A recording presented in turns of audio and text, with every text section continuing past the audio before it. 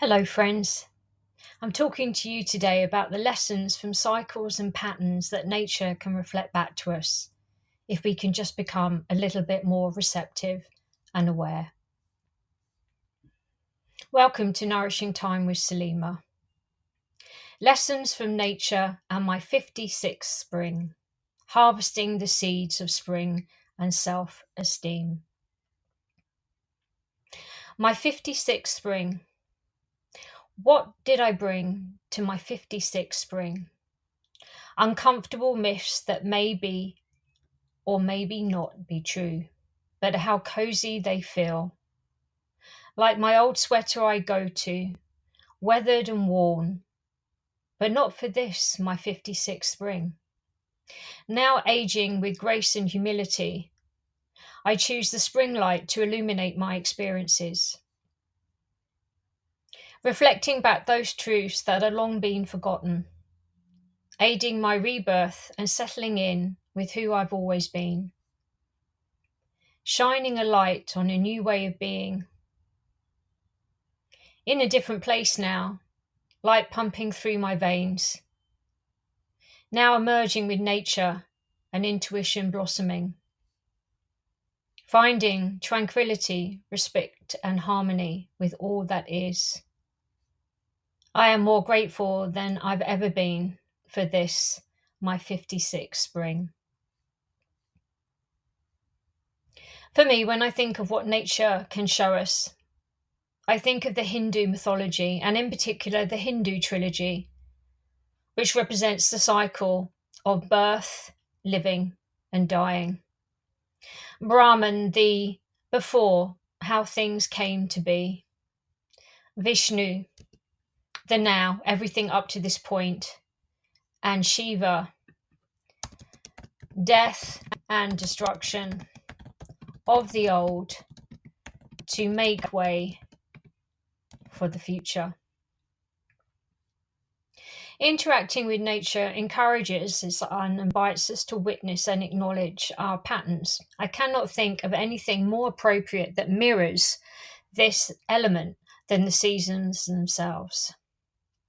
For example, how often with the changing of a season, particularly spring, do you stop and pause to review where you were and where you've been this time last spring? Prompts and inquiries to help you answer this. What has changed in you? And what has changed in your exterior landscape? Seasons in nature are given the greatest respect in Japan, with Shinto shrines taking great importance, a place where one can go and show respect. We know that showing gratitude and or having a practice of gratitude can not only change your brain chemistry, but can also affect your attitude in how you move through your day, your interactions, as well as chores.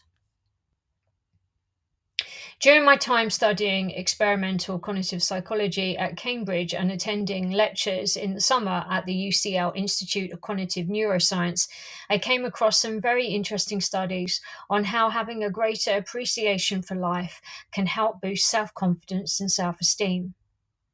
A result of this was quite a few writings about how by combining Eastern philosophies and practices, something that I've been doing for the last 2 decades, with Western science from my studies in academia, could help equip us with a different bag of tools to learn and cultivate a greater appreciation of life and self-worth.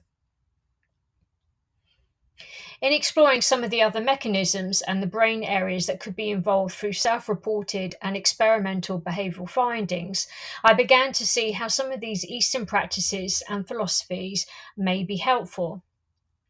For example, some of these mechanisms are emotional regulation, reappraisal, which is located in the dorsal prefrontal cortex, in brackets PVC, approaching ongoing emotional reactions in a different way, in brackets not judgmentally, and with acceptance. Emotional regulation in the terms of exposure, extinction, and reconsolidating, exposing oneself to whatever is present in the field of awareness. letting oneself be affected by it, refraining from internal reactivity.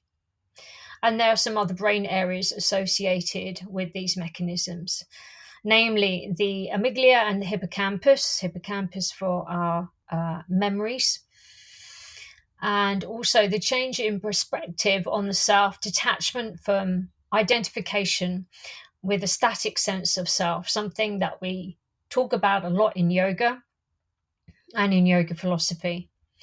And then some of the associated brain areas connected with those mechanisms are posterior, cingulate cortex, and insular, but to name a few.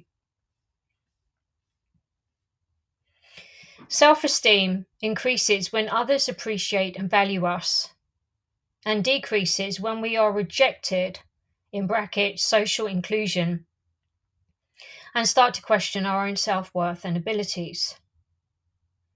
Self-esteem is an essential ingredient in promoting good mental health and well-being. A lack of it has the potential to develop a vulnerability to a range of psychiatric problems, including eating disorders, addictions, and depression. And that is from an extract, a quote taken from a paper that you'll see noted 2017 from some amazing researchers at UCL. The details are in the written piece. Prompts and inquiries.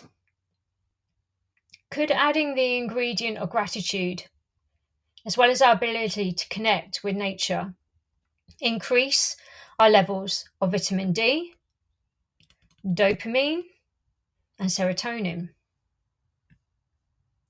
Could allowing ourselves to bathe in the increasing hours of light, in brackets safely, starting in the spring, also give a boost to and begin to help us regulate our self-esteem?